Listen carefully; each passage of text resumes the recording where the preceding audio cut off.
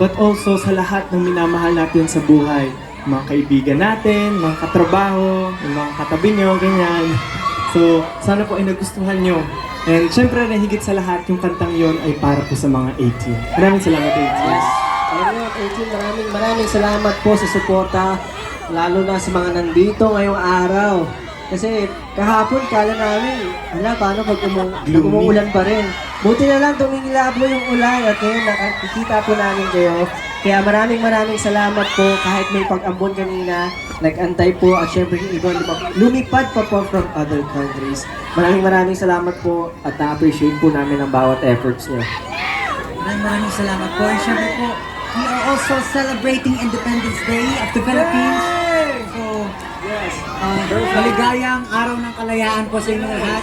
And syempre, araw din po ng mga migranteng manggagawang Pilipino. Mabuhay po kayo lahat po ng nagtatrabaho sa malayo para po sa mga pamilya nila, kamag-anak po nila, mabuhay po kayo lahat. And syempre po, hindi na po natin papalagpasin. This is the 75th year ng Philippines-Korea diplomatic relations. So, maraming salamat po sa Philippines at Korea na pagtutulungan. And again, maraming salamat po sa mga rason kung bakit ito naging posible. Of course, Philippine Embassy in Seoul, led by Ambassador Tess Dixon de Vega. Maraming salamat po. Maraming salamat. And of course, sa mga Migrant Workers Office Seoul, and then OWA Seoul, maraming salamat po. And of course, the one and only Sir Daniel Razon, maraming salamat po. Keep on wishing, everyone. Keep on wishing. Maraming salamat po. Salamat po for celebrating with